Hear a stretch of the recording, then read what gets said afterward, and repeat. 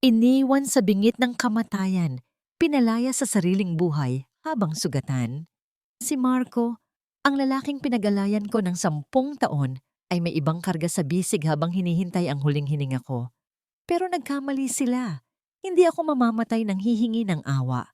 Sa pagdating ng aking ama, ang bawat luhang pumatak ay magiging apoy na tutupok sa kanilang kasabwat.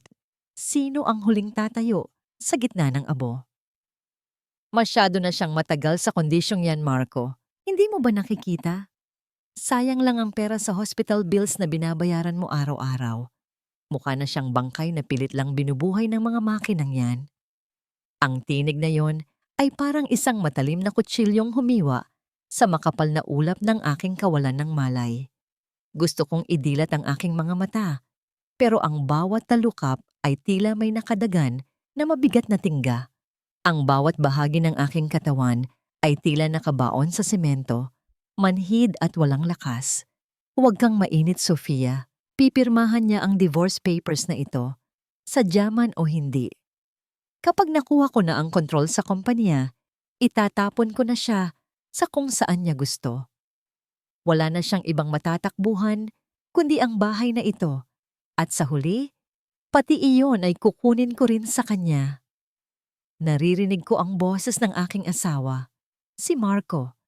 Ang boses na dati ay nagpapatulo ng tamis sa aking pandinig. Ngayon ay naging isang malamig na bulong ng kamatayan. Sa ilalim ng manipis na kumot ng ospital, ang aking kanang kamay ay dahan-dahang gumalaw. Pilit na kinakapa ang maliit na kahon sa ilalim ng aking unan. Ito ang regalo ko para sa aming ika-10 anibersaryo. Isang relo na pinag-ipunan ko ng 3 taon. Tinitipid ang bawat sentimo ng aking baon para lamang maibigay ang pinakamabuti para sa kanya. Sa bawat gabing nagpuyat ako sa pagtatrabaho sa maliit nating negosyo, ang mukha niya ang aking inspirasyon. Ang bawat hirap, ang bawat pagod, ang bawat sakripisyo ko bilang asawa ay para sa pangarap na binuo naming dalawa. Ngunit ang bawat tibok ng makina sa tabi ng aking kama ay parang isang paalala ng aking kamangmangan. Ang amoy ng antiseptic at ang malamig na hangin ng aircon sa loob ng silid ay tila lalong nagpapatindi sa panlalamig ng aking puso. Pakiramdam ko ay may isang malaking bato na nakadagan sa aking dibdib, hindi dahil sa pinsala ng aksidente, kundi dahil sa bigat ng katotohanang aking natuklasan. Naramdaman ko ang paglapit ni Marco. Ang mabigat niyang hakbang sa sahig ay tila yumanig sa aking buong pagkatao. Naramdaman ko ang kanyang malamig na daliri sa aking pisngi. Isang haplos na dati ay nagbibigay sa akin ng seguridad, ngunit ngayon ay nagdudulot ng matinding pandidiri. Elena, mahal ko. Bulong niya. Ang kanyang tinig ay nagbago. Naging puno ng mapagkunwari na pag-aalala para sa sino mang nurse na dadaan sa labas. Magpahinga ka lang. Ako ang bahala sa lahat. Basta lagdaan mo lang ang mga papel na ito para hindi na tayo mahirapan sa mga dokumento ng negosyo. Sa loob ng aking isipan, gusto kong sumigaw. Gusto kong itanong sa kanya kung kailan pa naging ganito kadilim ang kanyang kaluluwa. Ang sakit ay hindi na nagmumula sa aking mga bali, na buto, o sa mga sugat sa aking mukha. Ito ay isang uri ng sakit na gumagapang mula sa kaibuturan ng aking puso. Isang hapdi na tila sinusunog ang bawat alaala ng aming pagmamahalan. Ang bawat tawa, ang bawat pangako, at ang bawat panalangin na binuo ko kasama siya ay biglang naglaho na parang usok. Paano niya nagawang pagplanuhan ang aking pagbagsak habang ako ay nakahiga rito? Nakikipaglaban para sa aking huling hininga. Ang bawat patak ng dextrose sa aking ugat ay tila naging lason na unti-unting pumapatay sa natitirang pag-asa sa aking sistema. Ang katahimikan ng silid ay nabasag lamang ng mahinang pagbukas ng pinto at isang hindi pamilyar na presensya ang pumasok. Isang aura ng kapangyarihan at awtoridad ang bumalot sa paligid. Sapat na upang patigilin ang mapang-aping tinig ni Marco. Sino ka? Hindi ka pwedeng basta-basta pumasok dito. Maras na tanong ni Marco. Ngunit bakas ang kaba Sa kanyang tono, walang sumagot sa kanya, ngunit naramdaman ko ang pagbigat ng hangin. Isang malalim at malamig na boses ang narinig ko. Isang boses na tila galing sa nakaraan na matagal ko nang kinalimutan. Ang aking anak ay hindi mamamatay sa mga kamay ng isang tulad mo. Sa gitna ng aking pagkawasak, isang katanungan ang pilit na bumabangon sa aking nanghihinang diwa. Sa dami ng bagyong sinuong ko para sa kanya, sa lahat ng sakripisyong ibinigay ko ng walang pag-aalinlangan, bakit ako pa ang kailangang maiwan sa gitna ng ulan? Ganito na lang ba ang halaga ng aking katapatan? Isang pirasong papel na nagtatapos sa lahat ng aking pinaglaban? Sino ang nagbigay sa iyo ng karapatang diktahan ang tadhana ng aking dugo? Isang hamak na linta na nagpapakasasa sa pawis ng iba. Sa tingin mo ba ay hindi ko alam ang mga maruruming balak mo? Ang boses na yon ay hindi pamilyar sa aking pandinig, ngunit may dala itong awtoridad na tila kayang magpatahimik sa buong mundo. Nararamdaman ko ang tensyon sa loob ng silid. Ang hangin ay naging mabigat at mahirap langhapin. Si Marco, na kanina lang ay parang hari, kung magsalita, ay tila nawalan ng dila. Narinig ko ang mabilis na paghinga niya, ang tunog ng kanyang mga paa na tila umurong ng bahagya sa semento. What is the meaning of this? Sino ka ba? I am the husband. I have the legal right to be here. You can't just barge in and insult me in front of my wife? Ang boses ni Marco ay mataas, ngunit may panginginig na hindi niya maitago. Pilit niyang ibinabalik ang kanyang tapang, ngunit alam kong natatamaan siya ng takot. Hindi sumagot ang estranghero. Ang tanging narinig ko ay ang marahang tunog ng kanyang sapatos na humahakbang palayo kay Marco, patungo sa direksyon ng salamin na naghihiwalay sa amin. Nararamdaman ko ang presensya ng isang anino sa kabilang panig ng proteksyon. Isang mainit at mabigat na pakiramdam ang dumaloy sa aking puso nang marinig ko ang isang mahinang buntong hininga. Amalia! Bulong niya. Ang pangalan ng aking ina na matagal ko nang hindi naririnig mula sa ibang tao. Ang paraan ng pagbigkas niya sa pangalang iyon ay puno ng pagsisisi, tila isang panalangin huli na para dinggin. Kamukhang kamukha mo ang iyong ina, Elena. Patawarin mo ako kung hinayaan kong dumaan ang 20 taon bago ko nahanap ang lakas na tingnan kang muli. Naramdaman ko ang pagdampi ng isang kamay sa kabilang panig ng salamin. Kahit hindi ko ito nakikita, ramdam ko ang panginginig ng mga daliring iyon. Ang bawat sandali ng katahimikan ay tila puno ng mga kwentong hindi na ikwento at mga luhang hindi na ipatira pa. Sa loob ng aking isipan, pilit kong hinahanap ang mukha ng lalaking ito sa aking mga malabong alaala. Ang aking ama, ang lalaking sinabi ni nanay na matagal nang pumanaw, ang lalaking nag-iwan sa amin sa gitna ng kahirapan. Ngunit ang boses na ito ay hindi tunog ng isang taong patay. Ito ang tunog ng isang taong may kapangyarihang baligtarin ang mundo. Biglang bumukas ang pinto ng silid at narinig ko ang pamilyar na yabag ni Yaya Luring. Ang amoy ng nilabhang damit at ang pamilyar na halimuyak ng lavender na palagi niyang dala ay nagbigay sa akin ng kaunting kaginhawaan. Ngunit ang kanyang pagpasok ay hindi naging tahimik. Narinig ko ang kanyang mahinang paghikbi, ang tunog ng kanyang tuhod na tumama sa sahig habang lumalapit siya sa gilid ng aking kama. Diyos ko, Elena, ang aking alaga. Hagulhol niya, ang kanyang mga kamay na magaspang dahil sa trabaho ay humawak sa aking malamig na daliri. Bakit nila ito ginagawa sa'yo? Huwag kang mag-alala. Narito na si Don Roberto. Hindi ka na nila muling masasaktan. Sa mga sandaling iyon, naramdaman ko ang matinding pagkalito. Don Roberto? Ang pangalang iyon ay kilala sa buong bansa bilang isa sa mga pinakamayayamang negosyante, ang hari ng industriya na walang sinasanto. At siya ang lalaking tumatawag sa akin na anak. Narinig ko ang pagbukas ng cellphone ni Marco sa isang sulok. Ang kanyang boses ay naging mabilis at desperado habang nakikipag-usap sa kung sino sa kabilang linya. What? Anong ibig mong sabihin na na-frozen ang lahat ng corporate accounts? Impossible! Kakapirma ko lang ng authorization kahapon. Naglakad siya ng pabalik-balik. Ang tunog ng kanyang sapatos ay naging mabilis at walang direksyon. Hello! Hello! Don't you dare hang up on me! I am the CEO of Whitmore Enterprises. Hindi na ngayon, Marco. Ang malamig na boses ni Don Roberto ay muling umalingaw-ngaw. Ang bawat sentimong akala mo ay sayo ay unti-unti nang bumabalik sa tunay na may-ari. Akala mo ba ay hindi ko mapapansin ang bawat nakaw na piraso ng ari-arian na kinuha mo mula sa aking anak? Ang katahimikan sa loob ng silid ay naging nakabibingi. Nararamdaman ko ang bigat ng bawat salita ni Don Roberto. Tila bawat isa ay isang latay sa pagkatao ni Marco. Ang lalaking naging mundo ko sa loob ng 10 taon ay unti-unti nang naglalaho. Nagiging isang maliit na alikabok sa harap ng higanteng nakatayo sa aming pagitan. Ngunit sa gitna ng tagumpay na ito, na hindi ko paganap na maunawaan, may isang tanong na pilit na sumasakal sa aking lalamunan. Bakit ngayon lang?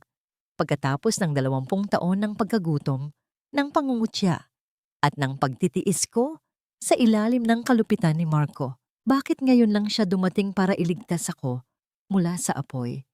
Biglang tumunog ang telepono ni Marco sa huling pagkakataon. Sa katahimikan ng silid, narinig ko ang boses ng isang abogado sa kabilang linya, malinaw at walang emosyon. Mr. Whitmore, pinapaalam namin sa inyo na ang inyong tinitirhang mansion ay opisyal nang isinailalim sa foreclosure. Mayroon kayong 24 na oras para lisanin ang ari-arian. Naramdaman ko ang hangin na lumabas sa mga labi ni Marco, isang tunog ng pagkatalo na mas masakit pa sa anumang sampal. Sa isang iglap, ang lahat ng kanyang pinaghirapang nakawin ay naglaho na parang bula. Ngunit sapat na ba ang mawalan siya ng yaman para mabura ang sakit na iniwan niya sa aking kaluluwa? Hindi sapat ang dugo para pawin ang hapdi ng pagtalikod, lalo na kung ang taong inaasahan mong sasalo sa iyong pagbagsak ang siya palang tumulak sa iyo sa bangin. Dahan-dahan kong idinilat ang aking mga mata. Ang liwanag na nagmumula sa bintana ng VIP room ay tila libu-libong karayom na tumutusok sa aking paningin. Puti. Lahat ay masyadong puti at malinis, malayo sa madilim at maruming kalsada, kung saan huli kong naramdaman ang pagkabog ng aking puso bago ang lahat ay nagdilim. Sa tabi ng aking kama, nakatayo ang isang lalaking may pilak na buhok at mga matang tila may dalang bigat ng buong mundo. Si Don Roberto. Hindi siya ang ama na nasa aking mga pangarap, ang amang yayakap sa akin at sasabihing magiging maayos ang lahat. Sa halip, nakatayo siya ng tuwid. Ang kanyang mga kamay ay nasa likuran at ang kanyang muka ay parang inukit sa matigas na bato. Gising ka na. Ang kanyang boses ay walang panginginig, ngunit may lalim na tila nanggagaling sa ilalim ng lupa. Huwag mong subukang magsalita. Ang iyong katawan ay mahina pa, Elena, pero ang iyong diwa ay dapat nang magsimulang tumayo. Tumingin ako sa kanya, ang aking mga mata ay puno ng mga tanong na hindi ko magawang itambad. Bakit ngayon lang? Nasaan ka noong namatay si nanay? Sa isang maliit at madilim na silid dahil wala kaming pambili ng gamot. Nasaan ka noong kailangan kong magtrabaho ng 3 shift para lamang makatapos ng pag-aaral? Ngunit sa kabila ng lahat ng galit, may isang maliit na bahagi ng aking puso ang nakaramdam ng isang kakaibang seguridad. Sa ilalim ng kanyang matalas na tingin, tila walang sino man ang makakapangahas na saktan ako muli. Don't look at me with those eyes full of resentment, wika niya, habang dahan-dahang lumalapit sa gilid ng aking kama. Ang mundo ay hindi lugar para sa mga biktima, Elena. Ang mundong ito ay para sa mga naninila o sa mga sinisila. Pinanood kita mula sa malayo. Nakita ko kung paano mo ibinigay ang lahat para sa isang lalaking walang ibang hangad kundi ang iyong pagbagsak. Ang iyong pagkakamali ay hindi ang pagmamahal, kundi ang paglimot sa iyong sariling halaga.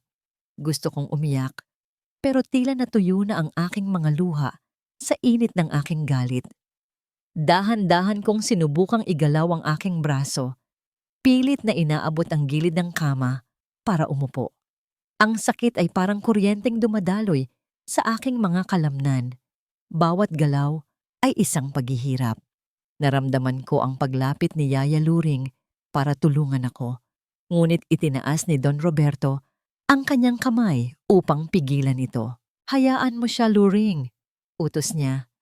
Kailangang maramdaman niya ang sakit. Ang sakit ang magpapaalala sa kanya na siya ay buhay pa at ang buhay ay nangangailangan ng laban. Sa bawat panginginig ng aking kalamnan, sa bawat butil ng pawis na namumuo sa aking noo, pilit kong iniangat ang aking katawan. Nang sa wakas ay makasandal ako sa mga unan, ang aking hininga ay gipit at ang aking paningin ay umiikot. Ngunit tumingin ako ng diretso sa mga mata ng aking ama. Sa unang pagkakataon, nakita ko ang isang mabilis na kislap ng paghanga sa kanyang mga mata bago ito muling naging malamig. Inabot ni Yaya Luring ang aking lumang bag, ang bag na kasama ko sa aksidente. Ang balat nito ay punit-punit na at may mga tuyong mantsa ng dugo. Sa loob nito, kinuha niya ang isang lukot na sobre na natagpuan ng mga NARS sa aking bulsa noong gabi ng trahedya. Dahan-dahan ko itong binuksan, ang aking mga daliri ay nanginginig, hindi dahil sa kahinaan, kundi dahil sa kaba. Ito ay isang liham hindi para sa akin, kundi isang liham na hindi natapos ni Marco para sa kanyang abogado. Habang binabasa ko ang bawat salita, tila may isang malamig na kamay na sumasakal sa aking leeg. Nakasulat doon ang mga detalye ng aming pagsasama sa loob ng nakaraang 3 taon, ang mga peking investment na ipinapirma niya sa akin, ang mga ari-ariang unti-unti niyang inililipat sa pangalan ng ibang tao, at ang plano niyang tuluyan akong iwanan kapag nakuha na niya ang huling bahagi ng aking mana mula sa aking ina. Pero ang pinakamasakit sa lahat ay ang huling bahagi. Isang resibo ng hotel mula sa aming 3 anibersaryo, ang gabi na sinabi niyang mayroon siyang mahalagang business meeting sa ibang probinsya. Ang petsa, ang lugar, at ang pangalang nakalagay bilang kasama niya ay hindi nag-iiwan ng puwang para sa duda. 3 taon. 3 taon na akong nabubuhay sa isang kasinungalingan habang iniisip ko na ako ang pinakamaswerteng babae sa mundo. Ganito na lang ba? Bulong ko. Ang aking boses ay paos at halos hindi marinig. 3 taon akong natulog sa tabi ng isang demonyo na ang tanging hinihintay ay ang aking kamatayan. Lumapit si Don Roberto at hinawakan ang aking balikat. Ang kanyang hawak ay matigas, tila isang angkla sa gitna ng nagngangalit na dagat. Ang katotohanan ay masakit, Elena, pero ito ang susi sa iyong kalayaan. Ngayong alam mo na ang lalim ng kanyang kataksilan, ano ang gagawin mo? Iiyak ka ba sa isang sulok o gagamitin mo ang galit na yan para bawiin ang lahat ng ninakaw niya sa iyo? Tiningnan ko ang liham sa aking kamay at dahan-dahan ko itong nilukot hanggang sa maging isang maliit na bola ng papel. Sa aking dibdib, ang dating apoy ng pag-ibig ay tuluyan ng namatay at sa abo nito ay may sumisibol na isang bago at mas mapanganib na pakiramdam. Ang bawat sakripisyong ibinigay ko, ang bawat gabing nagpuyat ako para sa kanyang kinabukasan, ang bawat pangarap na binuo ko para sa aming dalawa. Lahat ng yon ay magiging mitya ng kanyang pagbagsak. Nabalik lamang ang aking diwa nang mapansin ko ang isang maliit na card na nahulog mula sa siwang ng sobre at lumapag sa malinis na sahig ng ospital. Dahan-dahan, sa kabila ng matinding hapdi sa aking tadyang, ay yumuko ako upang abutin ito. Ang bawat sentimetro ng aking pagkilos ay isang laban sa grabidad at sa sarili kong kahinaan. Isang maliit na piraso ng mamahaling papel ang aking nahawakan. Kulay garing, at may gintong tatak ng isang sikat na floreria sa Makati. Sa likod nito, may sulat kamay na pamilyar sa akin. Ang mabilis at pakurbang panulat ni Marco na dati ay nagdadala sa akin ng kilig, ngunit ngayon ay nagdudulot ng matinding pagkasuklam. Para sa babaeng nagbibigay ng kulay sa aking mundo. Happy Anniversary, Sofia! Ang pangalang Sofia ay tila isang sumpa na paulit-ulit na umalingaw-ngaw sa aking isipan. Si Sofia, ang aking pinakamatalik na kaibigan mula pa noong kolehiyo. Ang babaeng palagi kong sinasabihan ng aking mga pangarap at mga takot. Ang babaeng kasama kong umiyak noong mamatay ang aking ina. Siya ang babaeng nagbibigay ng kulay sa mundo ng aking asawa, habang ako ay unti-unting namumutla sa pagod at sakripisyo. Ang bawat piraso ng puzzle ay unti-unti nang nabubuo sa aking isipan. Bawat hinala na dati ay isinasantabi ko dahil sa sobrang tiwala ay naging isang malinaw at masakit na katotohanan. Sofia, ang mahina kong bulong, ang pangalan niya ay parang mapait na gamot na pilit kong nilulunok. Tumingin ako kay Don Roberto na kanina patahimik na nagmamasid sa akin. Alam niyo ba ito? Alam niyo bang sila ang magkasama? Hindi nagbago ang anyo ng mukha ni Don Roberto, ngunit ang kanyang mga mata ay nagpakita ng isang uri ng lungkot na hinaluan ng galit. Huwag mong itanong kung ano ang alam ko, Elena. Itanong mo sa sarili mo kung handa ka na bang makita ang buong katotohanan. Ang kataksilan nila ay hindi lang nagtapos sa kama. Ang aksidenteng kinasangkutan mo, sa tingin mo ba ay isang pagkakataon lang iyon? Napatigil ang aking paghinga. Ang aking kamay na hawak ang card ay nanginginig ng husto. Naalala ko ang gabing iyon, ang ulan na walang tigil sa pagpatak, ang madulas na kalsada, at ang biglang pagkawala ng kontrol sa aking manibela. Naalala ko ang mukha ni Marco bago ako umalis ng bahay, ang kanyang kakaibang ngiti, at ang pagpupumilit niyang ako ang magmaneho patungo sa isang pekeng appointment. Hindi lang yan ang lihim na itinatago ng lalaking yan, Elena. Dagdag ni Don Roberto, habang kinuha niya ang card mula sa aking kamay at walang pag-aalinlangan itong pinunit sa harap ko. Ang preno ng sasakyan mo ay sadyang pinutol. Hindi ka nila gustong saktan lang. Gusto ka nilang tuluyang mawala sa landas nila para makuha ang lahat ng sayo nang walang kahirap-hirap. You were meant to be a ghost by now, Elena. Isang alaala na lang na dahan-dahang lilimutin. Ang bawat salita ni Don Roberto ay tila isang sampal na gumising sa bawat hibla ng aking pagkatao. Ang sakit sa aking katawan ay biglang napalitan ng isang malamig na determinasyon. Ang bawat sakripisyo ko, ang bawat sentimo na itinabi ko para sa kinabukasan naming dalawa, ang bawat gabi na pinagsilbihan ko siya habang siya ay nagpapakasasa sa iba. Lahat ng iyon ay nagmistulang laso na dumadaloy sa aking mga ugat. Ngunit sa pagkakataong ito, hindi ako ang mamatay sa lason na ito. Tumingin ako sa labas ng bintana, sa malawak na lungsod na tila naghihintay sa aking pagbabalik. Ang langit ay madilim pa rin, ngunit alam kong darating ang umaga. Isang bagong Elena ang babangon mula sa kama na ito. Hindi na ang martir na asawa, hindi na ang biktima ng tadhana, kundi isang babaeng may dalang bagyo ng paghihiganti. Anong gusto niyo sa akin, Don Roberto? Tanong ko. Ang aking tinig ay mas matatag na ngayon.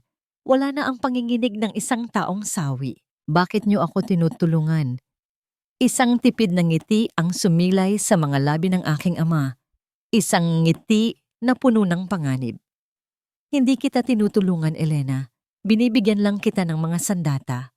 Gusto kong makita kung paano wawasakin ng aking anak ang mga taong nag-akalang maaari silang tumapak sa isang villa floor at makaligtas. Handa ka na bang ilabas ang agila sa loob mo? Bago pa ako makasagot, ang pinto ng silid ay muling bumukas. Isang nurse ang pumasok na may dalang isang malaking bouquet ng mga bulaklak. Mga puting liryo, ang paborito ko. Ngunit nang makita ko ang card, na nakasabit doon, naramdaman ko ang mabilis na pagtibok ng aking puso. Hindi ito galing kay Marco. May nakasulat na isang maikling mensahe na nagpatahimik sa buong silid. Hindi pa tapos ang laban, Elena. Magkita tayo sa impyerno. Akala mo ba talaga, Sofia, ikaw ang nagwagi sa laro na ito? Akala mo ba ikaw ang reyna sa palasyong itinayo ni Marco mula sa aking mga luha at dugo?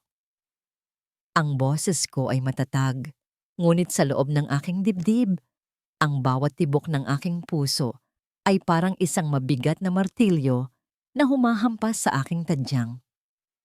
Nakaupo ako sa isang madilim na sulok ng isang tahimik na kafe, malayo sa mga mapanuring mata ng lipunan. Ang aking katawan ay balot ng mamahaling sutla, isang baluti na ibinigay ni Don Roberto upang itago ang mga pasa at sugat na hindi pa ganap na naghihilom. Sa harap ko, nakaupo ang babaeng itinuring kong kapatid, ang babaeng pinagkatiwalaan ko ng aking mga lihim, si Sofia.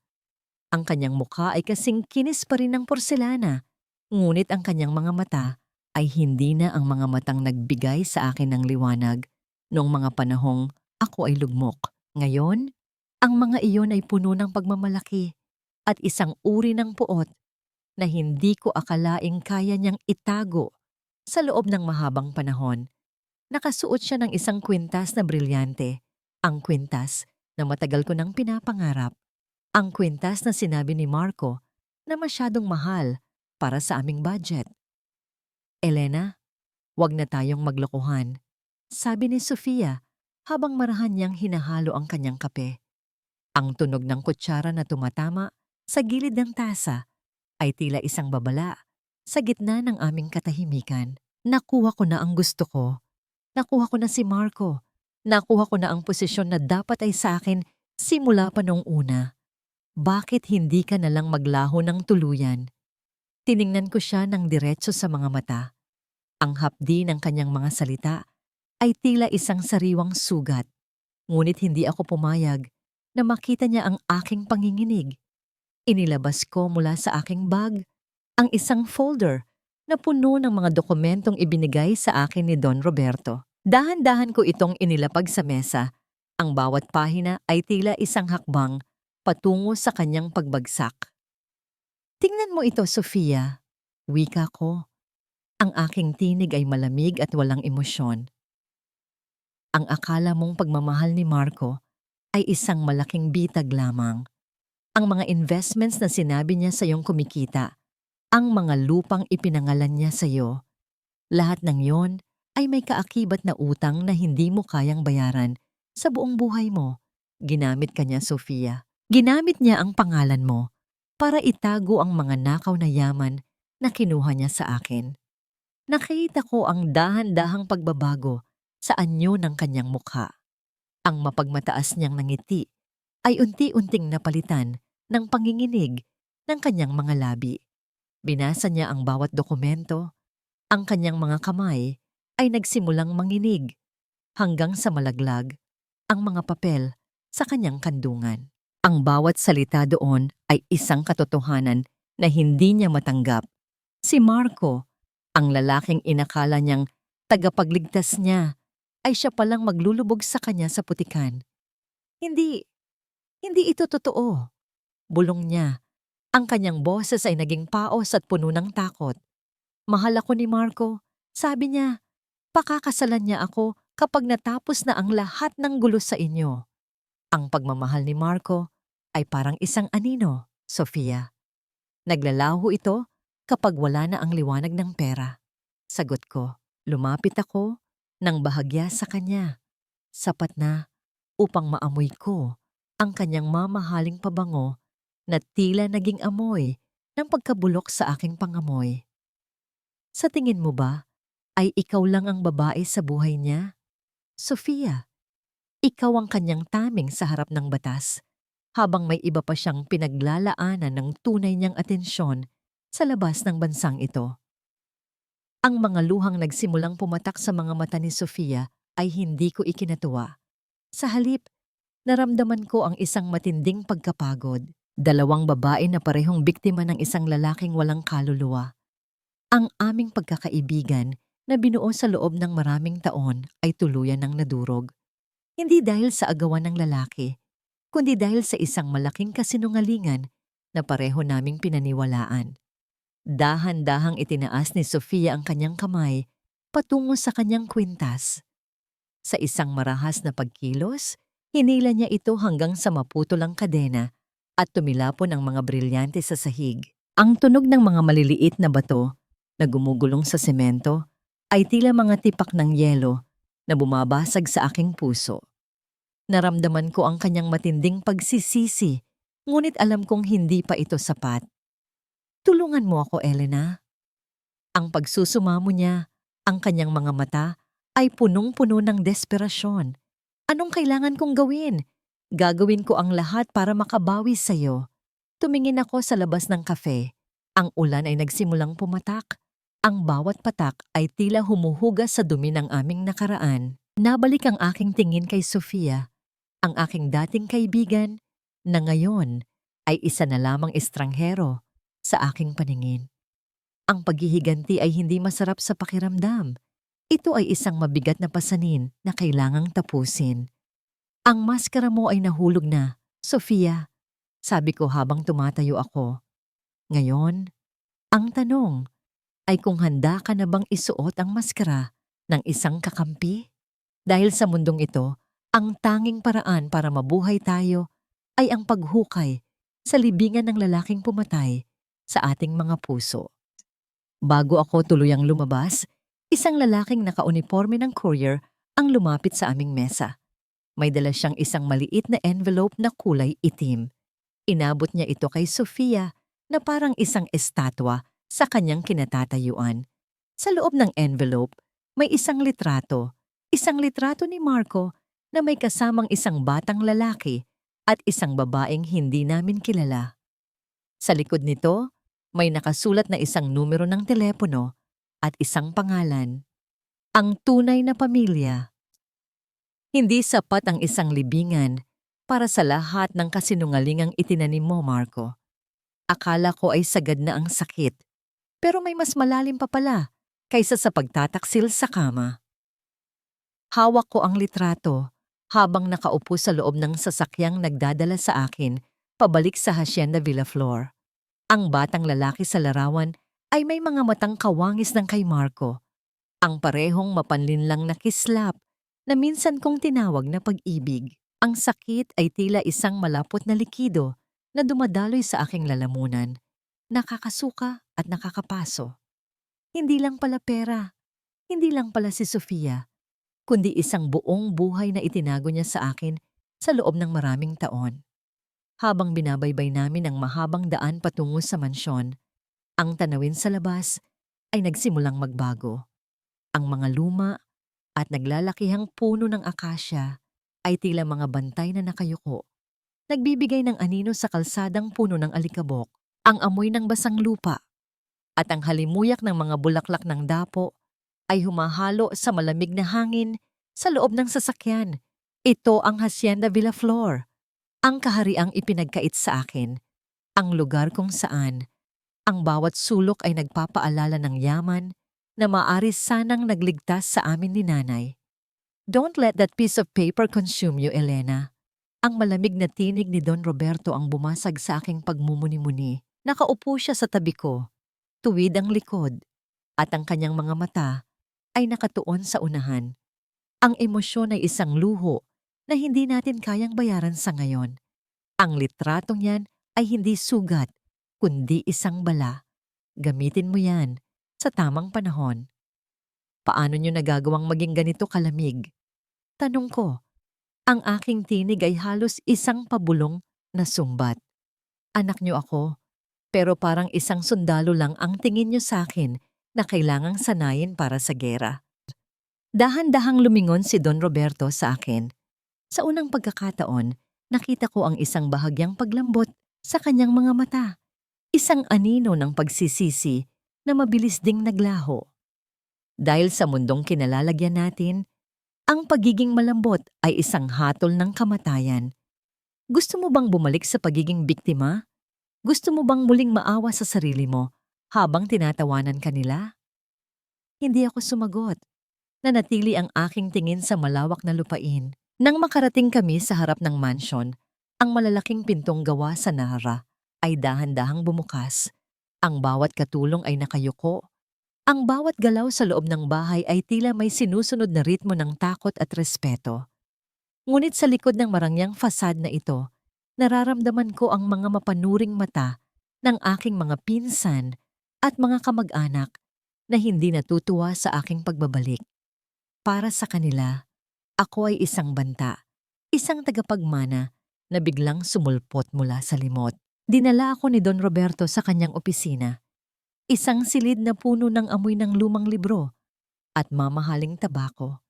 Inilapag niya sa harap ko ang isang makapal na libro ng accountancy at mga mapa ng aming mga korporasyon.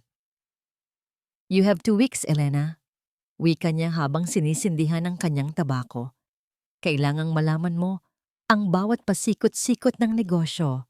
Si Marco ay unti-unti nang nalulunod, pero ang isang hayop na nasusukol ay ang pinakamapanganib. He will try to strike back, and he will use the people closest to you. Lumipas ang mga araw na ang aking mundo ay naging sentro ng mga numero at estratehiya. Sa gabi, ang katahimikan ng hasyenda ay tila bumubulong ng mga lihim ng nakaraan. Madalas kong marinig ang mahinang pag-iyak ng hangin sa labas ng aking bintana. Tila ba nakikiramay sa aking nagluluksang puso. Ngunit sa bawat umaga, bumabangon ako ng may mas matinding determinasyon. Ang bawat pasa sa aking katawan ay unti-unti nang naglalaho, pinalitan ng isang matigas na balat na hindi na basta-basta matatablan ng pananakit. Isang gabi, habang nag-aaral ako sa ilalim ng malamlam na liwanag ng lampara, naramdaman ko ang isang kakaibang pakiramdam. Ang katahimikan sa loob ng mansion ay naging masyadong malalim, masyadong nakakabingi. Narinig ko ang mahinang pag-ikot ng kandado ng aking pinto. Isang tunog na hindi dapat mangyari dahil ako lamang ang may hawak ng susi. Dahan-dahan akong tumayo. Ang aking puso ay mabilis na tumitibok, ngunit ang aking kamay ay mahigpit na nakahawak sa isang matalim na letter opener sa ibabaw ng mesa. Ang anino sa ilalim ng pinto ay gumalaw. Isang tao ang dahan-dahang pumasok. Ang kanyang mukha ay natatatakpan ng dilim. "Sino ka?" ang tanong ko. Ang aking boses ay hindi nanginig, kahit na ang buong katawan ko ay handa nang sumabog sa kaba. Ang estranghero ay hindi sumagot. Sa halip ay may inilapag siyang isang maliit na bagay sa ibabaw ng aking kama. Isang pirasong tela, isang panyo na may burda ng aking pangalan. Ang panyong ibinigay ko kay Yaya Luring noong nakaraang kaarawan niya. Ang panyo ay may bahid ng madilim na likido na tila sariwang dugo. "Kung gusto mo siyang makitang buhay, lumabas ka ng mag-isa." Ang bulong ng isang boses na tila nanggagaling sa kailaliman ng lupa. Naramdaman ko ang panlalamig ng aking mga paa. Si Yaya Luring, ang tanging taong nagbigay sa akin ng tunay na pagmamahal sa gitna ng lahat ng ito, ay nasa panganib dahil sa akin. Tumingin ako sa bintana sa madilim na kagubatan ng hasyenda kung saan ang bawat puno ay tila isang bitag na naghihintay. Ang bawat hakbang ko sa dilim ay parang paglalakad sa ibabaw ng mga bubog, masakit, mapanganib, at bawat sandali ay may banta ng pagkasira. Hinawakan ko ng mahigpit ang panyong may bahid ng dugo habang binabaybay ang madilim na pasilyo ng mansyon. Ang bawat anino sa dingding ay tila nagiging mga halimaw na handang sumakmal sa akin. Sa aking isipan, naririnig ko ang payo ni Don Roberto, "Huwag maging biktima." Ngunit paano ako magiging bato kung ang buhay ng tanging taong nagparamdam sa akin ng tunay na kalinga ay nakataya? Hindi ako humingi ng tulong sa mga gwardiya. Alam kong sa loob ng Hacienda Villaflor, ang bawat pader ay may tainga at ang bawat lingkod ay may pinapanigan. Lumabas ako sa likurang pinto, kung saan ang malamig na hangin ng gabi ay agad na yumakap sa aking balat. Ang amoy ng tuyong damo at ang halumigmig ng gabi ay tila naging lason sa aking bawat paghinga. Narating ko ang lumang bodega sa dulo ng taniman ng asukal. Ang pintong kahoy ay bahagyang nakabukas at mula sa loob, isang malamlam na liwanag ng mitya ng gasera ang sumisilip. Walang tunog ng kuliglig, walang huni ng ibon. Ang katahimikan ay nakakabingi at puno ng panganib. Nandito na ako! Ilabas mo si Yaya Luring! Ang sigaw ko. Ang boses ko ay umalingaw-ngaw sa paligid, ngunit naramdaman ko ang panginginig ng aking tuhod. Mula sa madilim na sulok, lumabas ang isang figura. Hindi ito ang estrangherong pumasok sa aking silid. Ito ang lalaking minsan kong tinawag na tahanan. Si Marco, ngunit wala na ang maayos niyang suit. Ang kanyang buhok ay gulo-gulo, ang kanyang mga mata ay nanlilisik sa desperasyon, at ang kanyang mukha ay bakas ng pagkapuyat at pagkatalo. Elena, mahal ko. Ang boses niya ay paos, tila isang gasgas na plaka. Alam kong darating ka. Hindi mo kayang tiisin ang matandang ito, di ba? Kahit kailan, masyado kang malambot. Sa likod niya, nakita ko si Yaya Luring na nakagapos sa isang lumang silya, may busalang bibig, at puno ng luha ang mga mata. Gusto kong sumugod, pero itinaas ni Marco ang isang bote ng gasolina at isang lighter na may maliit na apoy na sumasayaw sa hangin. Huwag kang lalapit! Ang asik niya. Elena, bakit mo ito ginagawa sa akin? After everything we've been through, I gave you 10 years of my life. Utang na loob mo sa akin kung nasaan ka ngayon. Kung hindi dahil sa akin, nabulok ka na sa hirap kasama ang nanay mong may sakit. Naramdaman ko ang isang matinding pait sa aking lalamunan. Ang konseptong ito ng utang na loob na palagi niyang ipinapamukha sa akin. Isang tanikalang ginamit niya upang igapos ako sa kanyang kalupitan. You didn't save me, Marco. You caged me. Ang mahinahon kong sagot, bagaman ang puso ko ay parang gustong kumawala sa aking dibdib. Ang 10 taon na sinasabi mo ay 10 taon ng pagnanakaw sa aking pagkatao. At ngayon, gagamitin mo ang isang matandang walang kinalaman sa kasamaan mo? Wala na akong ibang paraan. Sigaw niya, ang kanyang boses ay pumiyok sa galit. Frozen ang lahat ng accounts ko. Pinapalayas ako sa bahay. Elena, kailangan ko lang ng pera. Pirmahan mo ang transfer of assets para sa kumpanya at pakakawalan ko ang matandang ito. Pagkatapos, aalis na ako. Hinding-hindi mo na ako makikita. Dahan-dahan akong humakbang paitaas sa sementadong sahig. Ang tunog ng aking sapatos ay tila isang hatol sa katahimikan ng bodega. Inilabas ko ang aking cellphone at may pinindot akong isang button. Isang record ng boses ang nagsimulang tumunog. Ang boses ni Marco noong gabing nasa ospital ako.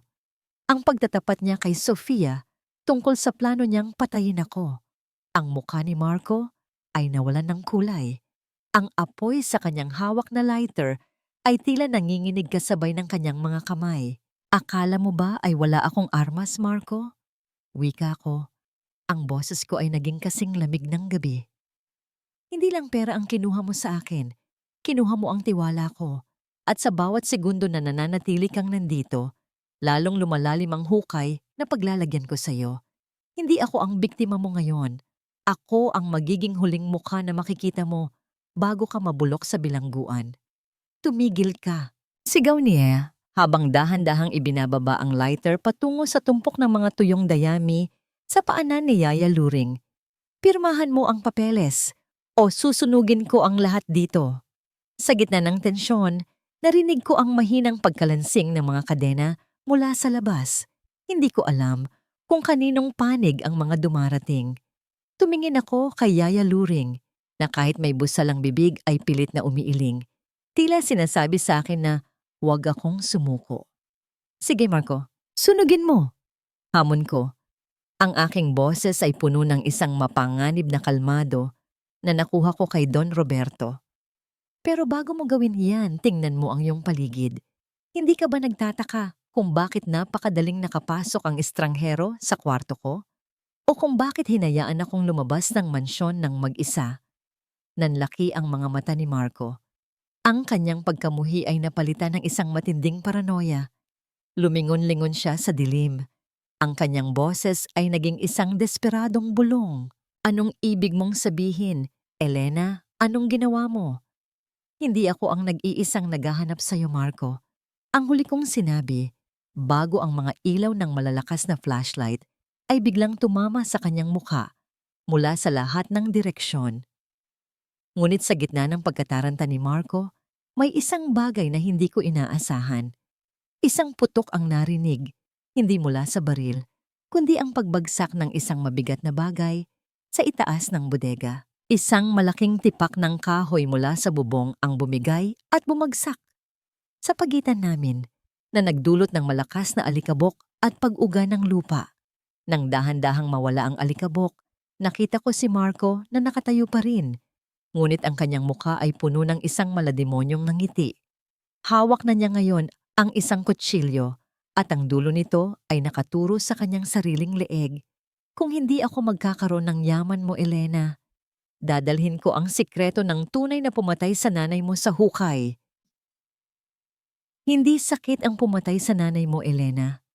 Isang utos, isang lagda, at isang taong malapit sa iyo ang may dala ng lason na tumapos sa kanyang hininga. Ang mga salitang yon ni Marco ay tila mga palasong may lason na tumagos sa aking dibdib.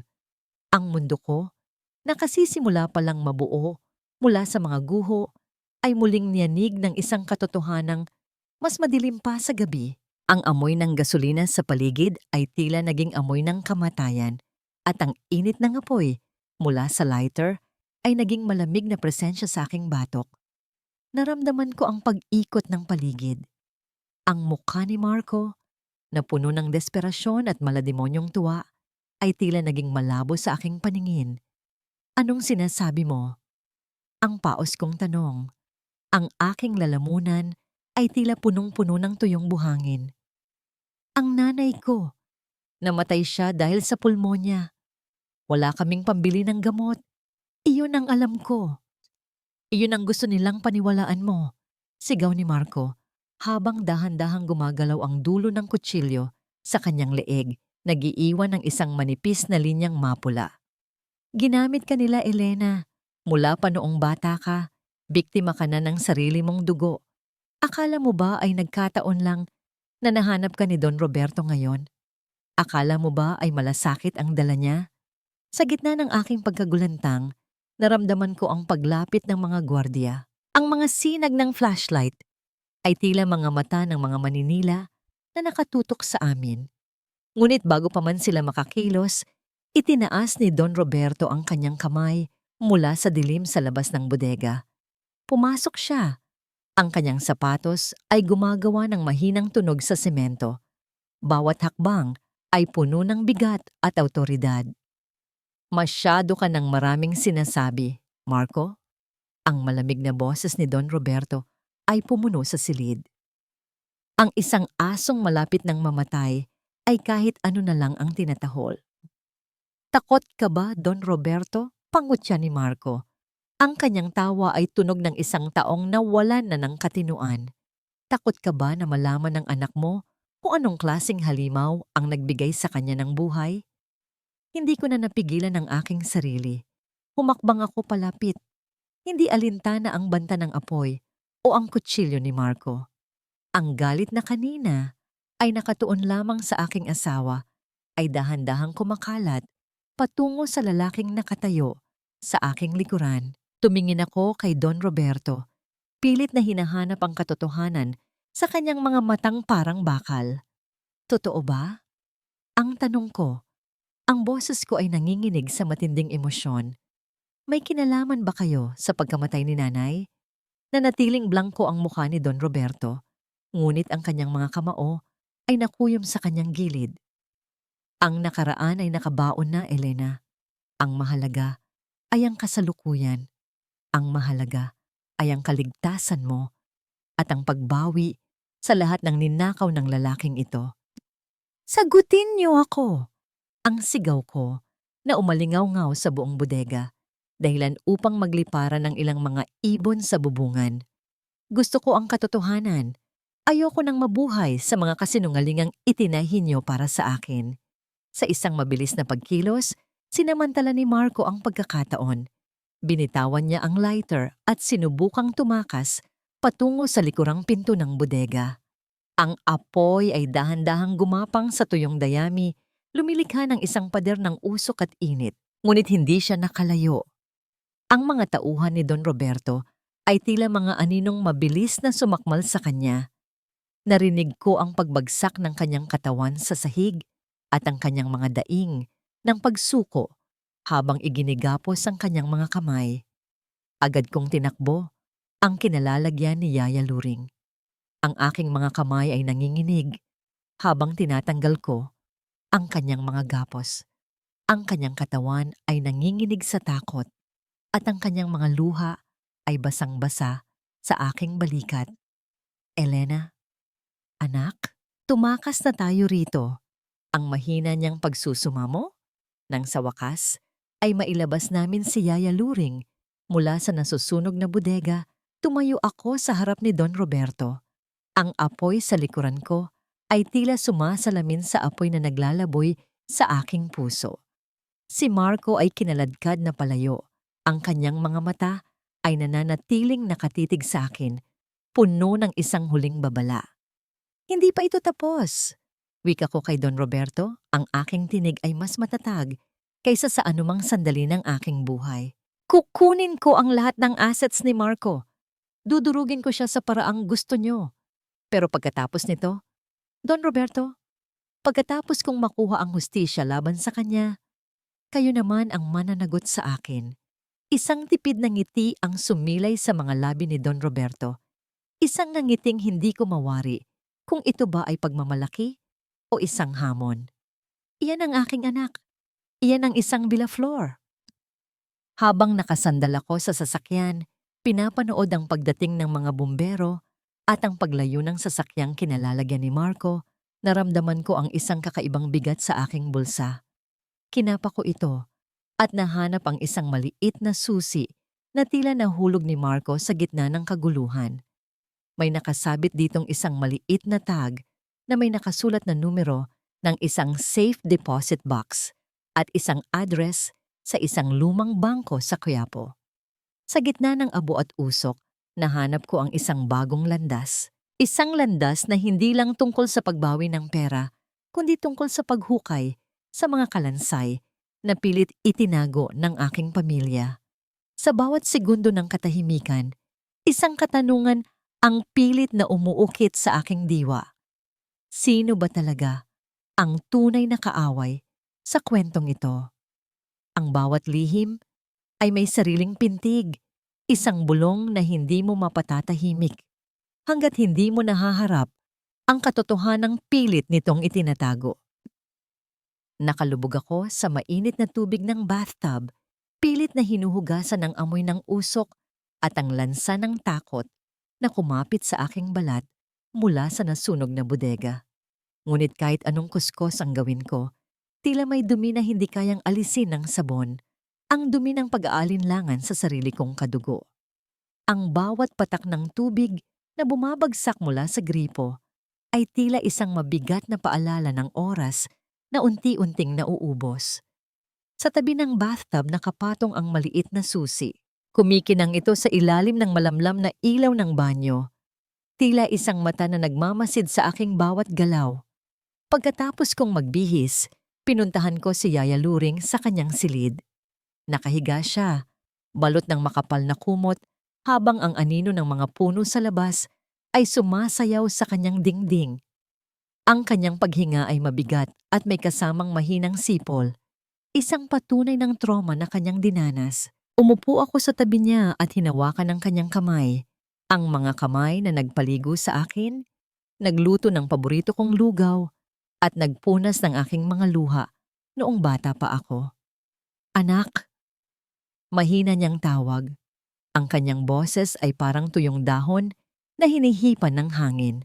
Huwag mo nang ituloy ito. Ang katotohanan ay madalas na mas masakit kaysa sa kasinungalingan.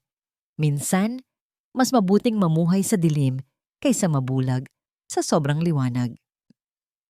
Hindi ko na kayang mamuhay sa dilim, Yaya. Sagot ko habang hinahalikan ang kanyang noo. Ang dilim na sinasabi mo, ang siyang pumatay sa aking kaluluwa sa loob ng 10 taon. Kailangan kong malaman kung sino ang dapat kong patawarin at sino ang dapat kong panagutin. Kinaumagahan, bago pa magising ang buong Hacienda Villaflor, lumabas ako ng mansion. Hindi ako nagpasama sa mga gwardya ni Don Roberto. Sumakay ako sa isang lumang jeepney patungo sa Quiapo, isang lugar na malayo sa kinang ng aking bagong buhay, ngunit mas malapit sa realidad ng aking nakaraan. Ang amoy ng sampagita, ang ingay ng mga sasakyan, at ang siksikan ng mga tao ay tila isang malakas na sampal na nagpabalik sa akin sa realidad. Narating ko ang isang lumang bangko na tila naiwan na ng panahon. Ang mga pader nito ay may mga bitak na at ang hangin sa loob ay amoy lumang papel at alikabok. Inabot ko ang susi sa tauhan ng bangko. Dinala niya ako sa kailaliman ng gusali, sa isang silid na puno ng mga bakal na kahon. Nang marinig ko ang mahinang tunog ng pag-ikot ng kandado, naramdaman ko ang panlalamig ng aking mga daliri. Sa loob ng safe deposit box, walang ginto o pera. Mayroon lamang isang manipis na journal na balot ng kupas na asul na tela at isang maliit na bote ng gamot na wala ng laman. Binuksan ko ang unang pahina ng journal. Ang sulat kamay ay pamilyar. Ito ang panulat ni Nanay Amalia. 12 ng Oktubre. Sinabi ng doktor na lumalala na ang aking ubo. Pero ang mas masakit ay ang malaman na ang gamot na ipinapadala ni Roberto ay hindi pala para sa aking ikagagaling. Isang gabi, nakita ko ang pharmacist na tila may kinatatakutan. Sabi niya, may nag-utos na palitan ang aking mga bitamina ng isang bagay na unti-unting uubos sa aking lakas. Roberto, bakit? Akala ko ba ay mahal mo kami? Ang bawat salita sa journal ay tila isang laso na dahan-dahang pumapatay sa natitirang respeto ko para sa aking ama. Ang aking paningin ay naging malabo dahil sa mga luhang pilit kong pinipigilan. Hindi pulmonya ang pumatay kay nanay. Pinatay siya ng pag-ibig na naging obsesyon o marahil ay isang utos mula sa taong nagpanggap na naghahanap sa amin. Nabalik lamang ang aking diwa nang mapansin ko ang isang nakatupi na dokumento sa dulo ng journal. Isang kasunduan sa pagitan ni Don Roberto at ni Marco na may petsang 7 taon na ang nakalilipas. 7 taon! Ibig sabihin, bago pa man kami ikasal ni Marco, magkakilala na sila ni Don Roberto. Si Marco ay hindi isang lalaking nagkataong pumasok sa buhay ko. Siya ay isang tauhan na itinanim ng sarili kong ama upang bantayan ako o marahil ay upang siguraduhin na hindi ako lalayo sa kanyang kontrol. Naramdaman ko ang isang matinding panginginig sa aking buong katawan.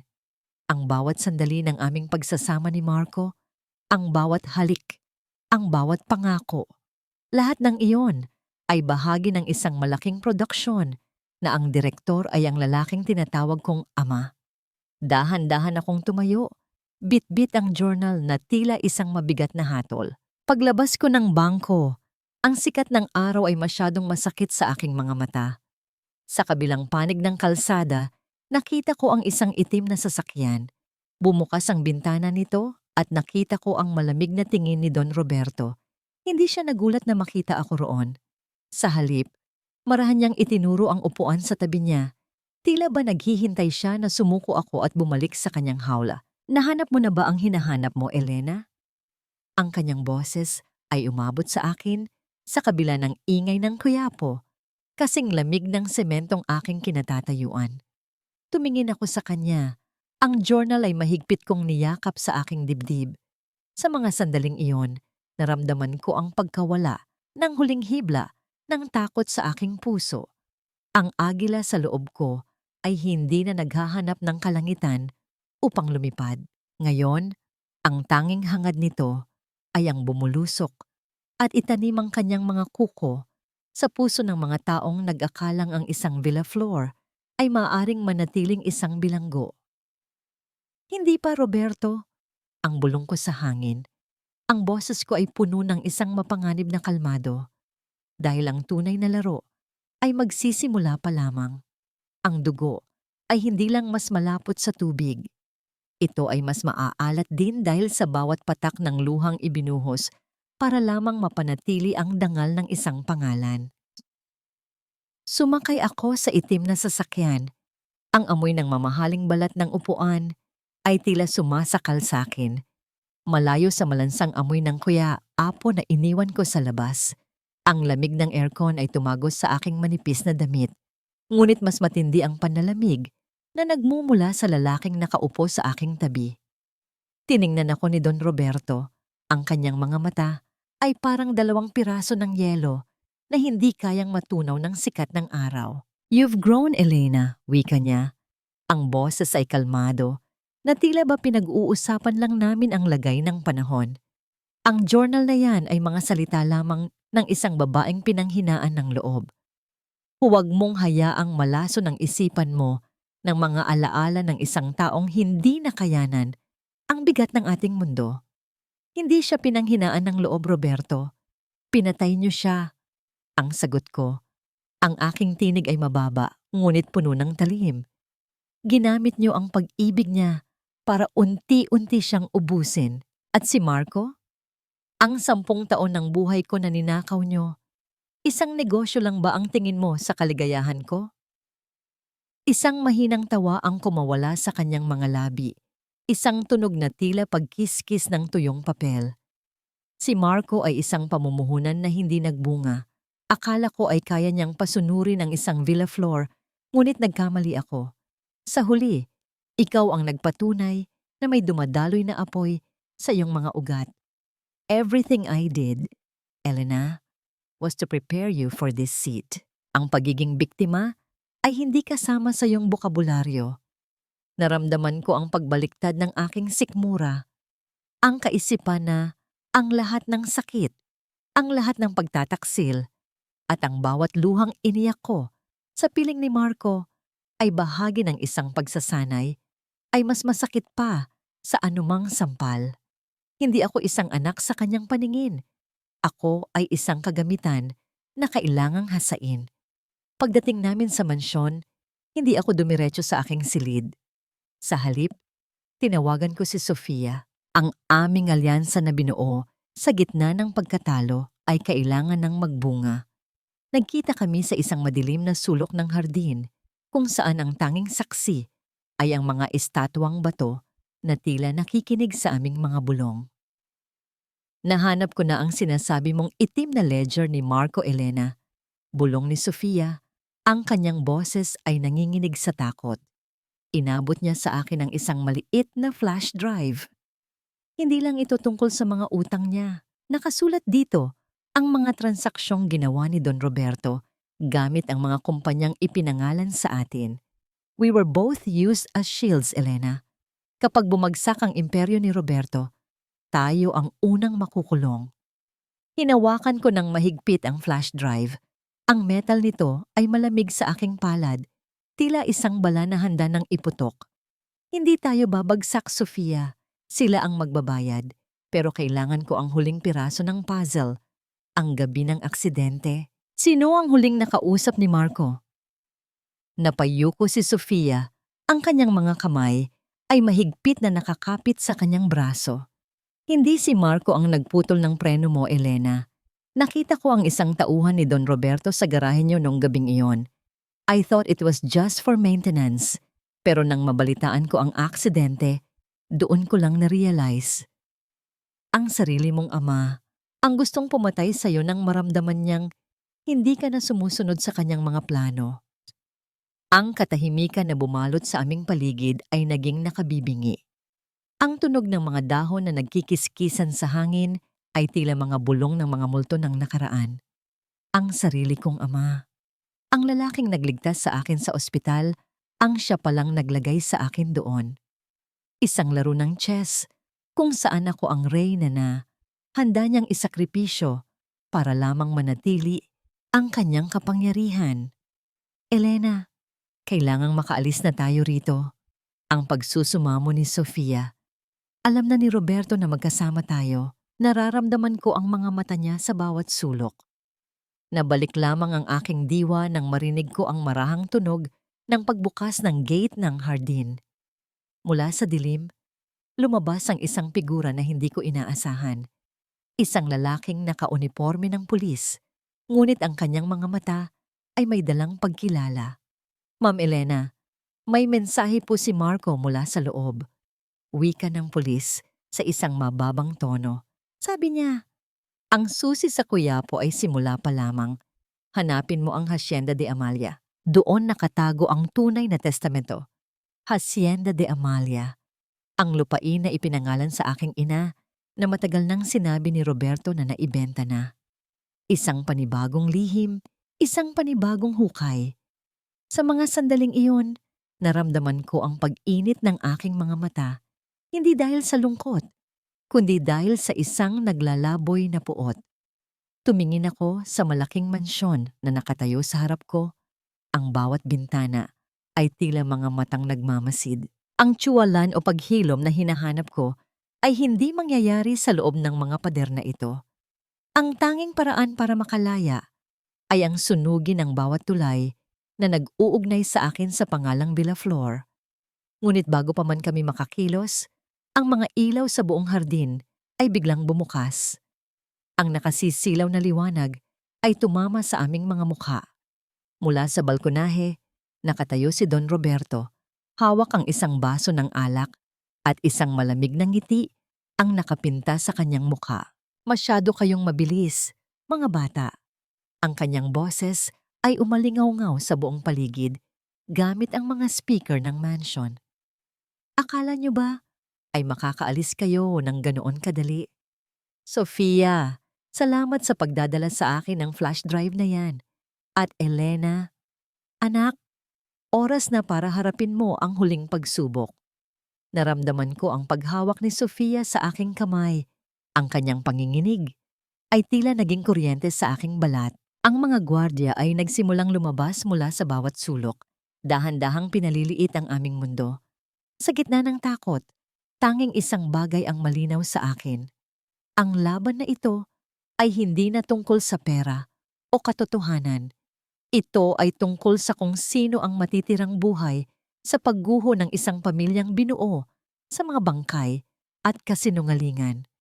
Huwag mong sayangin ang hininga mo sa pagtakbo, Elena. Ang bawat sulok ng lupaing ito ay pag-aari ko. Kahit ang hangin na nilalanghap mo ay may bayad sa akin. Ang tinig ni Don Roberto ay umalingaw-ngaw mula sa balkonahe, kasing lamig ng gabing bumabalot sa amin.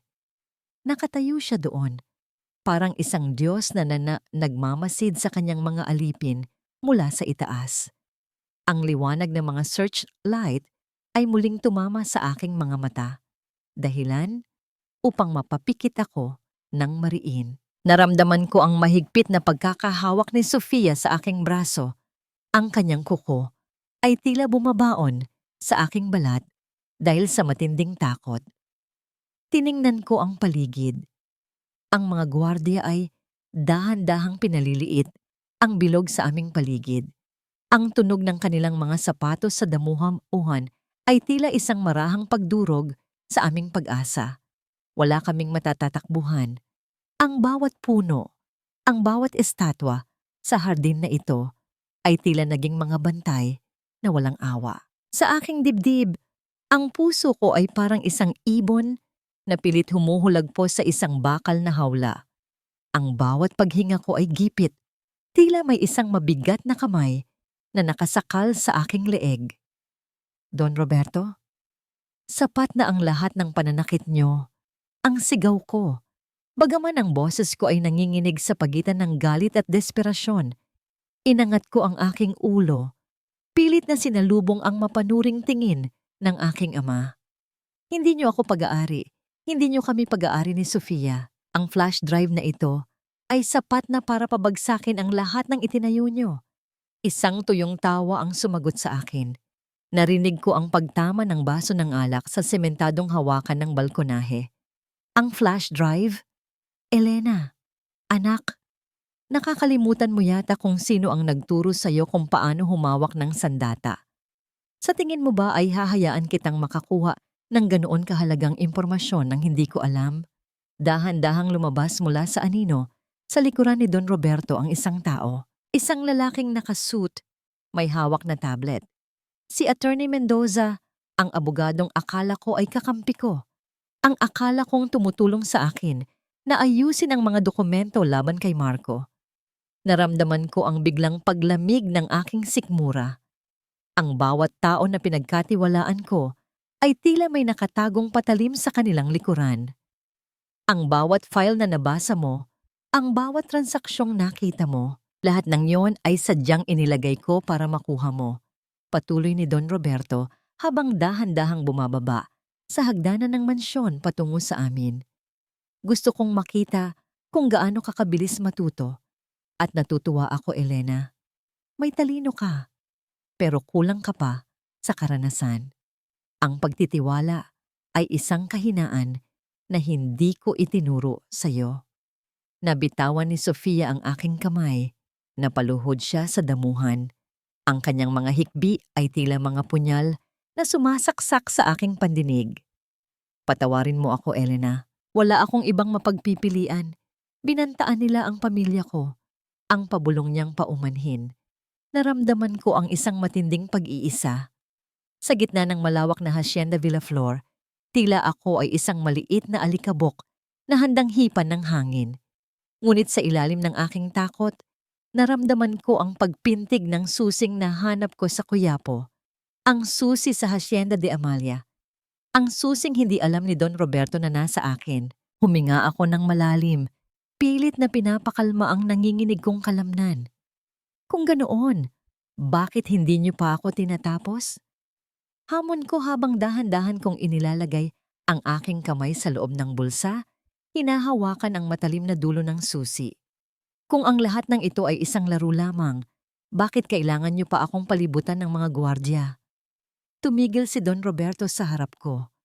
Ang amoy ng kanyang mamahaling tabako ay humalo sa amoy ng gabi.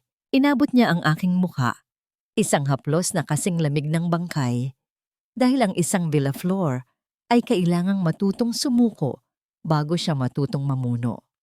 Oras na para bumalik ka sa iyong silid, Elena. Bukas, pipirmahan mo ang lahat ng papeles na maglilipat ng kontrol ng kumpanya ni Marco sa akin. At pagkatapos, malaya ka na. Malayang mamuhay sa loob ng mansyon na ito habang buhay. Ang salitang habang buhay ay tumunog na parang isang hatol ng pagkabilanggo. Nabalik ang aking tingin sa itim na journal ni nanay na nakatago sa ilalim ng aking damit. Ang bawat salita niya ay tila nagbibigay sa akin ng lakas na hindi ko alam na mayroon ako. Hindi ako magiging tulad ni nanay. Hindi ako mamamatay sa loob ng isang ginintuang hawla. Sa isang mabilis na pagkilos, kinuha ko ang flash drive mula sa aking bulsa at itinapon ito ng malakas patungo sa malalim na fountain sa gitna ng hardin. Ang tunog ng paglubog nito sa tubig ay tila isang hudyat. Hindi ko pirpirmahan ng kahit ano, Roberto. Wika ko, ang boses ko ay kasing tigas ng bato. Dahil bago pa man ako lumabas ng mansyon na ito kanina, may ipinadala na akong email sa media at sa mga awtoridad. Hindi ang flash drive na yan, kundi ang journal ni Nanay Amalia. Ang journal na nagsasabi kung paano mo siya ont-unting pinatay. Nanlaki ang mga mata ni Don Roberto. Ang kanyang malamig na mukha ay biglang napalitan ng isang matinding galit. Itinaas niya ang kanyang kamay.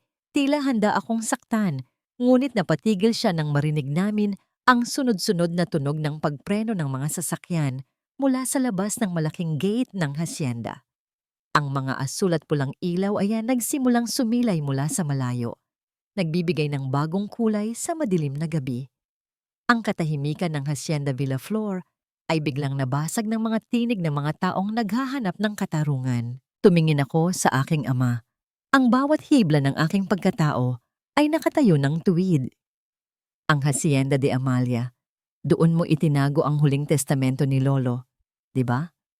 Ang testamentong nagsasabing wala kang karapatan sa kahit anong ari-arian ng mga Villaflor. Bago pa man makasagot si Don Roberto, isang malakas na pagyanig ng lupa ang naramdaman namin. Kasunod ng isang maliwanag na kislap mula sa direksyon ng mansion. Isang pagsabog. Hindi. Isang malaking sunog ang biglang sumiklab mula sa loob ng opisina ni Don Roberto. Sa gitna ng kaguluhan, naramdaman ko ang isang kamay na humila sa akin patungo sa dilim. Hindi ito si Sofia, kundi si Yaya Luring na may dalang isang lumang lampara at isang matalim na itak. Elena, anak, sa likod, may daan patungo sa ilog. Ang mabilis niyang bulong. Lumingon ako sa huling pagkakataon kay Don Roberto, na ngayon ay tila isang maliit na tao sa gitna ng naglalaboy na apoy sa kanyang likuran. Ang laban ay hindi pa tapos, ngunit sa unang pagkakataon sa aking buhay, naramdaman ko ang hangin ng tunay na kalayaan. Ngunit ang tanong ay nananatili. Ano ang nakatago sa Hacienda de Amalia na sadyang gustong sunugin ni Don Roberto bago ko pa ito mahanap? Huwag kang lilingon, Elena. Ang apoy sa likuran mo ay hindi lang tutupok sa mansyon, kundi sa lahat ng alaala ng iyong pagdurusa. Sa bawat segundong ititigil mo, binibigyan mo sila ng pagkakataong igapos kang muli. Ang boses ni Yaya Luring ay nanginginig, ngunit may determinasyong hindi ko kailanman narinig sa kanya. Habang binabaybay namin ang madilim at madulas na pampang ng ilog, ang bawat hakbang ko sa putik ay parang paghatak sa isang mabigat na kadena. Ang init mula sa nasusunog na Villaflor Mansion ay nararamdaman ko pa rin sa aking batok.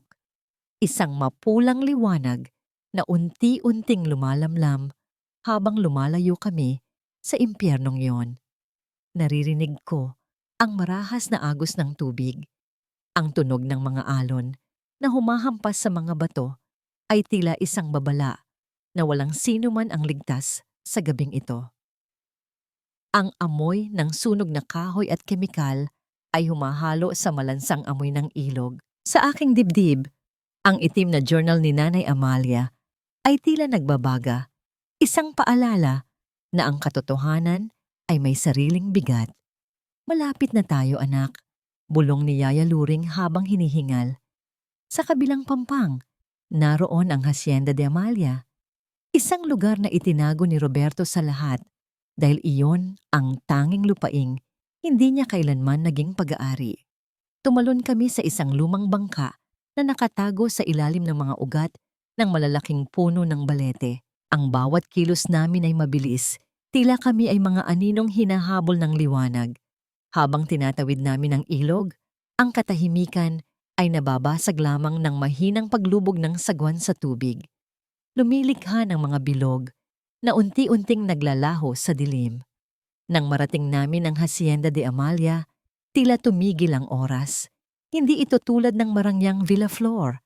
Ito ay isang lumang bahay na bato, balot ng mga gumagapang na baging at tila hinihintay ang aking pagbabalik sa loob ng mahabang panahon. Ang hangin dito ay amoy sampagwita at tuyong lupa. Isang halimuyak na biglang nagpabalik sa akin sa mga bisig ni nanay noong ako ay bata pa. Ito ang tunay mong tahanan, Elena, wika ni Yaya Luring habang binubuksan ang kinakalawang na gate. Dito itinago ng iyong lolo ang huling testamento. Alam niyang darating ang araw na ang kasakiman ni Roberto ay uubos sa lahat, kaya gumawa siya ng paraan para protektahan ka. Pumasok kami sa loob ng bahay. Ang bawat hakbang ko sa sahig na gawa sa narra ay gumagawa ng mahinang tunog. Tila ang bahay ay nagbubulong ng mga nakalimutang lihim. Sa gitna ng sala, nakatayo ang isang malaking portrait ni Nanay Amalia. Ang kanyang mga mata ay parang sumusunod sa akin, puno ng lungkot at pag-asa. Dinala ako ni Yaya Luring sa ilalim ng isang malaking altar. May isang maliit na ukit ng agila sa gilid ng kahoy. Gamit ang susing nahanap ko sa Quiapo, dahan-dahan ko itong pinihit. Narinig ko ang mahinang pag-ikot ng mga gears sa loob ng mekanismo. Isang tunog ng pag-asa sa gitna ng desperasyon. Isang maliit na drawer ang bumukas, at sa loob nito ay may isang dokumentong nakabalot sa pulang pelus. Habang binabasa ko ang testamento, naramdaman ko ang panlalamig ng aking buong katawan. Hindi lang pala ito tungkol sa mga ari-arian. Nakasulat dito ang isang lihim na sadyang pumatay sa kaluluwa ni Don Roberto, na siya ay hindi isang tunay na Villaflor. Siya ay isang ampon na sadyang kinuha upang maging tagapangalaga. Ngunit sa kanyang kasakiman, pinalitaw niyang siya ang tanging tagapagmana. Kaya pala, ang pabulong kong sabi, ang aking mga luha ay pumatak sa papel. Kaya pala ganoon na lamang ang galit niya kay nanay, dahil si nanay ang tunay na may-ari ng lahat. At ako ang huling hadlang sa kanyang kasinungalingan. Nabalik lamang ang aking diwa nang marinig ko ang marahang pagpalakpak mula sa pintuan. Ang anino ng isang lalaki ay dahan-dahang humaba sa sahig. Bravo, Elena. Nahanap mo rin ang huling piraso ng puzzle. Ang boses na yon ay hindi kay Don Roberto. Ito ay boses na mas pamilyar, mas masakit pakinggan. Si Marco. Nakatayo siya roon, may hawak na baril, ngunit ang kanyang muka ay hindi na puno ng galit. Sa halip, mayroon itong isang uri ng matinding pagod at pagsisisi.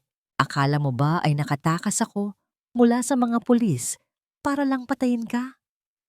Ang tanong niya, ang kanyang tinig ay nanginginig. Elena, narito ako para sabihin sa iyo na hindi mo pa nababasa ang huling pahina. Ang testamentong hawak mo, may isa pang pangalan na nakasulat sa likod. Dahan-dahan kong binaliktad ang papel. Sa pinakaibaba, may isang maliit na sulat kamay na tila idinagdag bago mamatay ang aking lolo.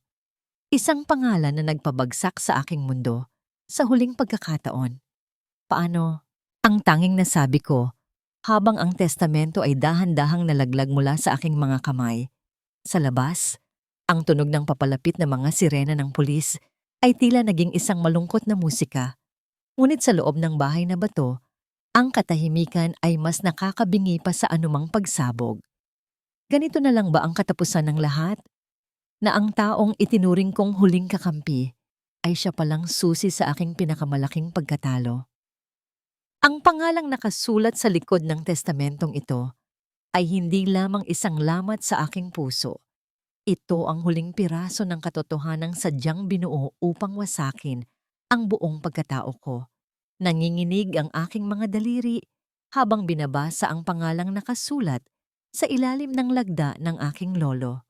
Sofia Villaflor Ilustre, ang babaeng itinuring kong kaaway, ang babaeng pumasok sa buhay ni Marco upang sirain ang aming pagsasama, ay ang kapatid ko sa ama, ang tunay na tagapagmana na sadyang inilayo ni Don Roberto sa amin upang hindi mabulgar ang kanyang pagnanakaw sa pangalan ng pamilya.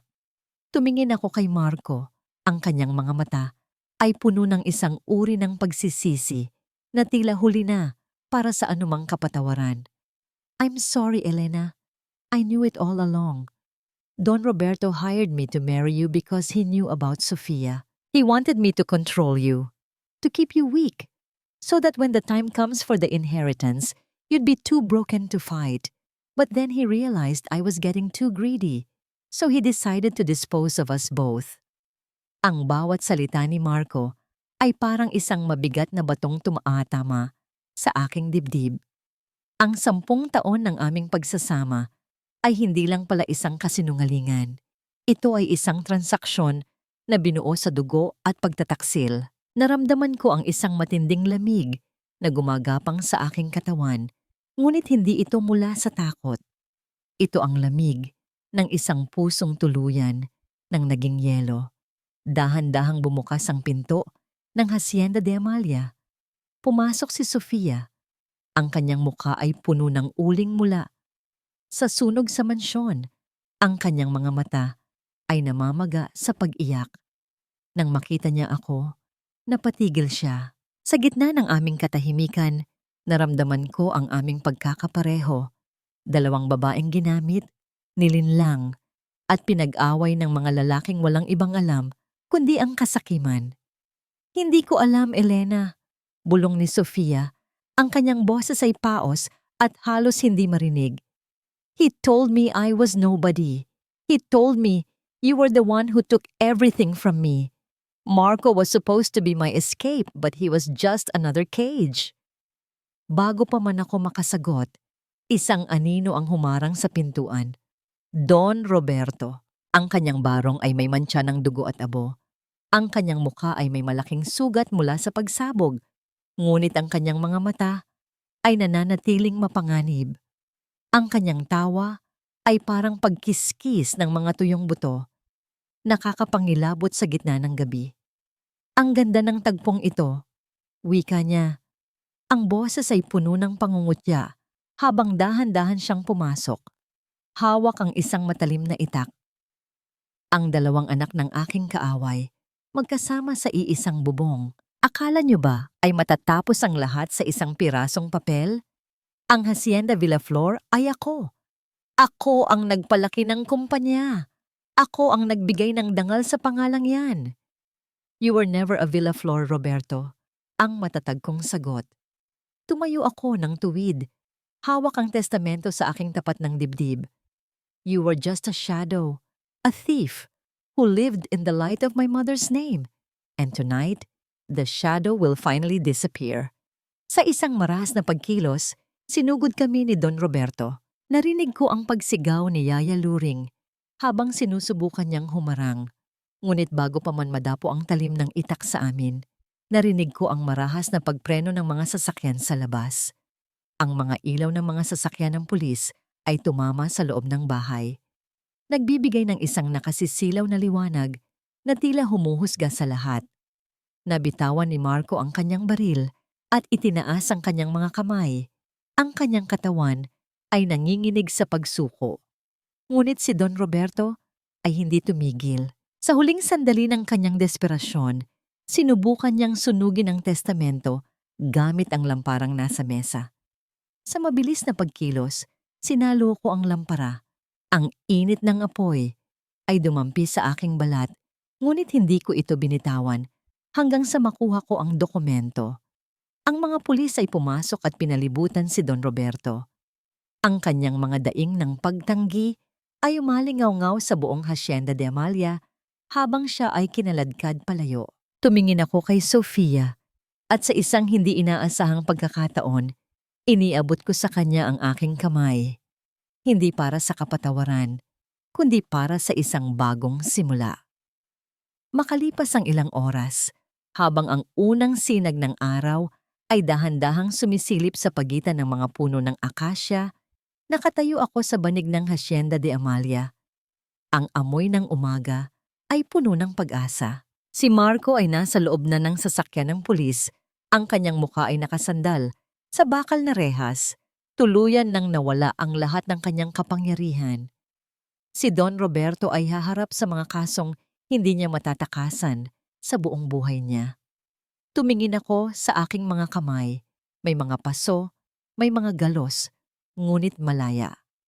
Ang tsuwalan na hinahanap ko ay hindi nagmula sa paghihiganti, kundi sa pagtanggap na ako ang arkitekto ng aking sariling kapalaran. Ang yaman ng mga Villaflor ay hindi nagagamitin para sa pananakit, kundi para sa pagbangon ng mga tulad ko na minsan nang nawalan ng tinig.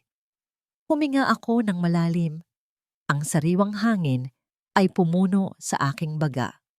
Sa malayo, nakita ko si Yaya Luring na nakangiti sa akin. Ang kanyang mga mata ay puno ng kapayapaan. Ang bagyo ay natapos na. Ang agila ay hindi na kailangan ng ibang pakpak para lumipad. Sa unang pagkakataon sa loob ng maraming taon, narinig ko ang sarili kong boses na bumubulong sa hangin. Tapos na ang pagiging biktima. Ngayon, ako na ang nagsusulat ng sarili kong kwento. Isang taon na ang lumipas mula nang lamunin ng apoy ang mga lihim ng nakaraan sa Hacienda Villaflor. Nakatayo ako ngayon sa balkonahe ng Hacienda de Amalia.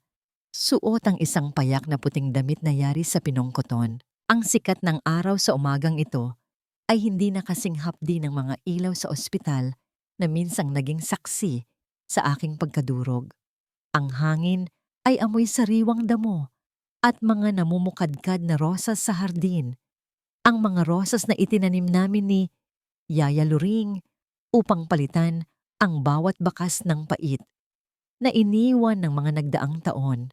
Ang bawat pintig ng aking puso ay kalmado na.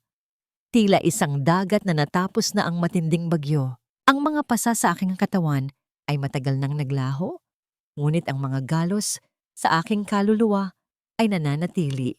Hindi bilang mga sugat, kundi bilang mga medalya ng aking katatagan. Sa aking mesa sa loob, nakalatag ang mga dokumento ng Villaflor Illustre Group of Companies. Hindi na ito isang imperyong binuo sa takot. Ngayon, ito ay isang institusyong naglalayong magbigay ng pagkakataon sa mga kababaihang tulad ko na minsan nang inapi at kinalimutan ng mundo. Nabalik ang aking diwa nang marinig ko ang marahang tunog ng mga yabag sa hagdanan. Pumasok si Sofia, bitbit ang isang tray ng tsa. Ang kanyang mukha ay maaliwalas na. Wala na ang bigat ng puot na minsang gumapos sa aming dalawa. Kami ay hindi naging magkaibigan sa isang iglap, ngunit sa loob ng isang taon, natutunan naming buuin ang isang tulay mula sa aming ibinahaging sakit. Kami ay magkapatid sa dugo, at mas mahalaga, magkapatid sa karanasan. Handa na ang lahat para sa anibersaryo ng Pundasyon Elena. Wika ni Sofia, ang kanyang boses ay puno ng kagaanan. Maraming mga kababaihan ang naghihintay na marinig ang iyong kwento. Ang iyong boses ang nagbibigay sa kanila ng lakas na tumayo muli. Ngumiti ako sa kanya at hinawakan ang kanyang kamay. Ang pagkakaisa naming dalawa ang naging huling kabiguan ni Don Roberto. Balita ko ay nananatili siya sa loob ng isang selda.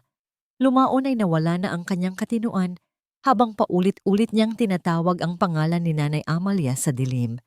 Si Marco naman ay tuluyan ng naglaho sa limot, nabubuhay sa kahirapan sa malayo. Ang kanyang dating karangyaan ay naging isang malungkot na gunita na lamang.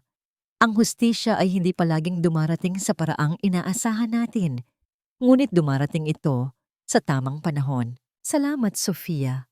Ang tugon ko habang tumitingin ako muli sa malawak na lupain ng Hacienda de Amalia.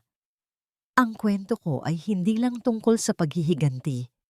Ito ay tungkol sa paghahanap ng sarili sa gitna ng mga guho. Ito ay tungkol sa paghilom. Lumabas ako ng bahay at sinalubong ako ni Yaya Luring. Ang kanyang mga mata ay nagniningning sa katuwaan habang pinapanood niya ang aking paglakad ng may tiwala at dangal. Wala na ang Elena na nakayuko. Wala na ang Elena na martir. Ang bawat hakbang ko sa lupaing ito ay isang pag-aangkin ng aking kalayaan. Ang kusokep o ang kambal na dagok na minsang nagpabagsak sa akin ay siya palang naging mitya ng aking pagkabuhay. Kung hindi ako nasaktan ng ganoon katindi, marahil ay nananatili pa rin akong isang anino sa ilalim ng kapangyarihan ng ibang tao. Ngunit ngayon, ang agila ay tuluyan ng nakalaya sa kanyang hawla. Hindi na ito kailangang humanap ng ibang pakpak dahil natutunan nitong ang sarili niyang lakas ang sapat para abutin ang rurok ng langit. Tumingin ako sa itaas, sa malawak na asul, na kalangitan na tila walang hangganan. Naramdaman ko ang init ng araw sa aking mukha, isang yakap na nagpapahiwatig na ang bawat luha ay may kapalit na ligaya. Tapos na ang gabi ng pagdurusa. Ang bawat salita ng aking kwento ay naisulat na ng may katarungan at pagmamahal sa sarili. Sa ilalim ng matandang puno ng akasya, narinig ko ang mahinang huni ng mga ibon na tila isang awit ng pagdiriwang. Huminga ako ng malalim. Ang sariwang hangin ay tila isang gamot na tuluyang nagpahilom sa aking puso. Wala na akong hinahanap na kapatawaran mula sa iba dahil sapat na ang mapatawad ko ang aking sarili sa pananatili sa dilim ng matagal. Malaya na ako. Ang pabulong kong huling pahayag sa hangin.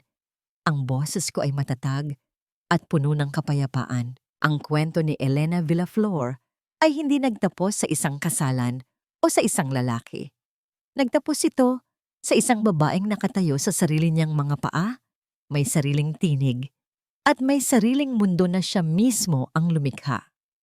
Sa dulo ng bahaghari, hindi ginto ang nahanap ko, kundi ang sarili kong kaluluwa na handa ng lumipad patungo sa mas maliwanag na bukas.